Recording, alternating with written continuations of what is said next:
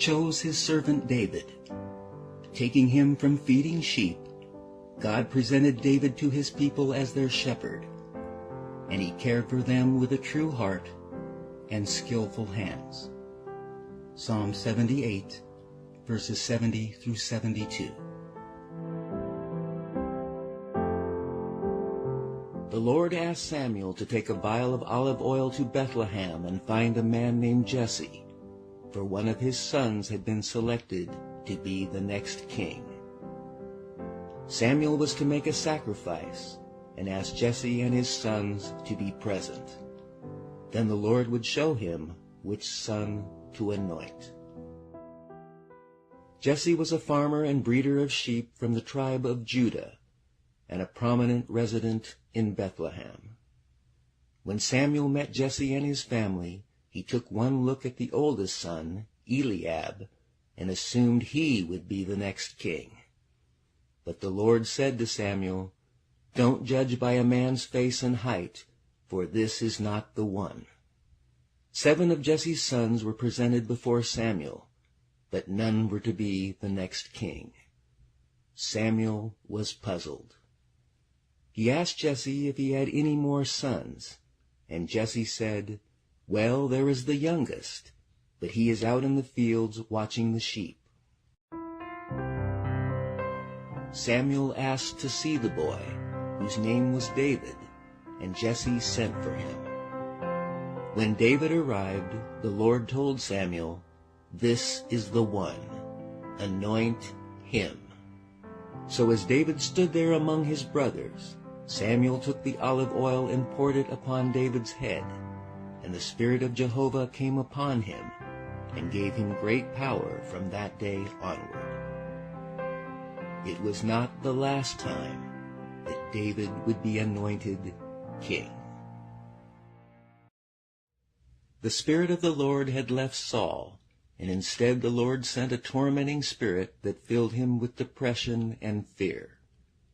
One of the king's aides knew of the young David in Bethlehem. He learned that the boy was a talented harp player, and suggested that his music would quiet the king. "What's more," the aide said, "the Lord is with him."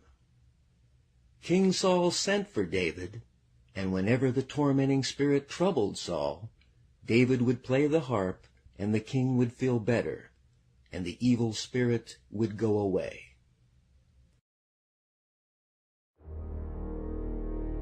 The Philistines mustered their army for battle and camped in the Elah Valley, a triangle-shaped area located on the western edge of the Judah Hills.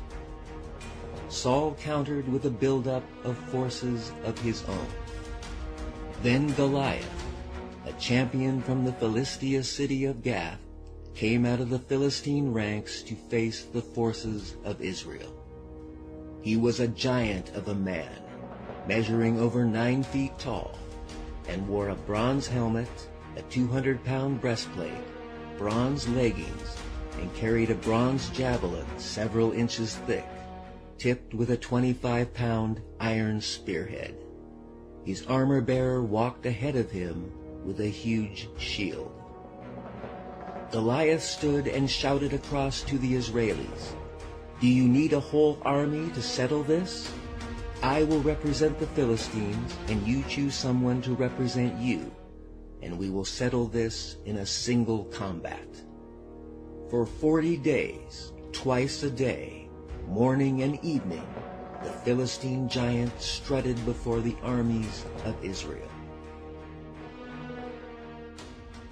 David's 3 oldest brothers were a part of King Saul's army, and one day Jesse sent David to check on them.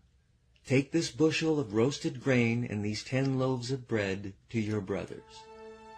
So David went to the valley of Elah and saw Goliath shouting out his challenge to the army of Israel. "What will a man get for killing this Philistine and ending his insults to Israel?" he asked some soldiers standing nearby. David told King Saul, "Don't worry about a thing. I'll take care of the Philistine." "Don't be ridiculous," Saul replied. "How can a kid like you fight a man like him? You are only a boy, and he has been in the army since he was a boy." But David persisted. "When I am taking care of my father's sheep, and a lion or bear comes and grabs a lamb from the flock, I go after it with a club and take the lamb out of its mouth. If it turns on me, I catch it by the jaw and club it to death. I have done this to both lions and bears, and I will do it to this heathen Philistine too, for he has defied the armies of the living God. The Lord who saved me from the claws and teeth of the lion and bear will save me from the Philistine." King Saul finally consented and gave David his own armor to wear. But David found it too heavy and constricting, so he went without it. He picked up 5 smooth stones from a stream and put them into his shepherd's bag, and, armed only with his shepherd's staff and sling, started across to Goliath. The giant walked out towards David with his shield-bearer ahead of him, sneering in contempt at the boy, and cursing him in the name of his gods. "Come over here, and I'll give your flesh to the birds and wild animals." David replied, "You come to me with a sword and a spear, but I come to you in the name of the Lord of the armies of heaven and of Israel, the very God whom you have defied. Today the Lord will conquer you, and I will kill you and cut off your head, and then I will give the dead bodies of your men to the birds and wild animals, and the whole world will know there is a God in Israel. And Israel will learn that the Lord does not depend on weapons to fulfill his plans. He works without regard to human means. He will give you to us." As Goliath approached, David ran out to meet him. He reached into his shepherd's bag and took out one of the stones and hurled it from his sling. Of the 5 stones that David picked up, he would need only one. It hit Goliath in the forehead and sunk in, and the giant fell on his face to the ground. Since David had no sword, he rushed over and took Goliath's sword from its sheath. He cut off the giant's head, and the Philistines turned and ran in terror. Then the Israelis gave a great shout of triumph and rushed after the Philistines, chasing them as far as Gath and the gates of Ekron to the north. King Saul made David the commander of his troops, an appointment which was applauded by the army and the general public alike. But something happened when the victorious Israeli army was returning home. Women came out from all the towns along the way to celebrate and cheer for King Saul. But their song was, "Saul has slain his thousands, and David his 10,000s." King Saul was very angry and kept a jealous watch on David.